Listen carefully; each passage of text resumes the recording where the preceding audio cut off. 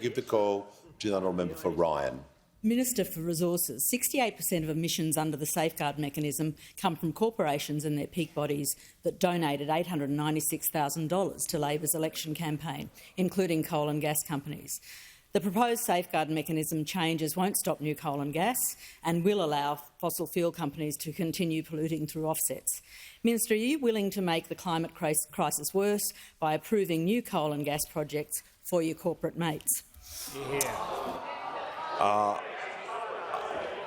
I'm just going to ask the member for Ryan to rephrase the end part of her question. Yeah. I'll ask her to repeat the question. I'll ask her to rephrase the end part of the question. Are you willing to make the climate crisis worse by approving new coal and gas projects? Thank you. Give the call to the Minister for Resources and Northern Australia. Thanks, Mr Speaker, and I thank. Well, I don't actually really thank the member for a question. I think it's I think it's immature and beneath your position in this place. Certainly, the tone you adopted toward the end.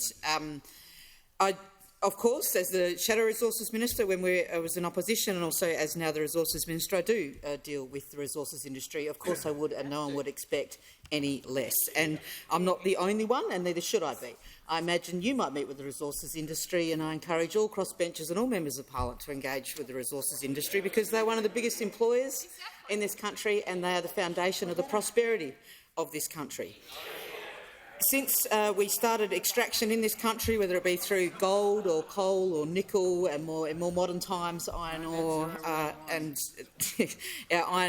other commodities, more recently new developments in critical minerals such as lithium, cobalt, developments in nickel hydroxide, which will be the underpinning of clean energy technologies that will take us to net zero emissions. All these industries, the industries that have been existent in this country since the 1880s, through extraction right through to today, will play a part in our economy for many years to come. And I think, quite frankly, everyone in this House should respect their role in our economy instead of placing slights on them like I think has just happened.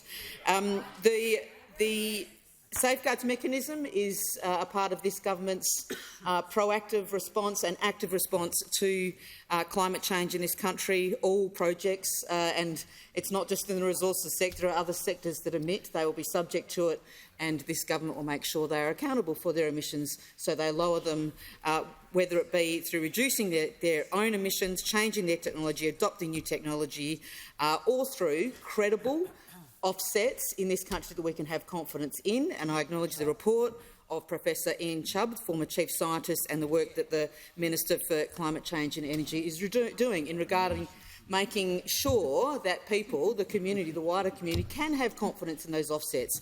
Because the truth of the matter is for a number of years we will still need to use some fossil fuels to get us through this. We want to increase activity in renewables. We have a commitment to net zero emissions by 2050, but even as the International Energy Agency has acknowledged, we will need to keep using products such as gas to make sure we can process critical minerals, which will be required. You are shaking your head. I can see you shaking your head. And you seem to not believe me when I tell you that to process rare earths and critical minerals, which are the basis of all clean energy technology, you will need gas to process it. And they do, and gas companies do have to reach net zero emissions, and they will be held accountable by this government.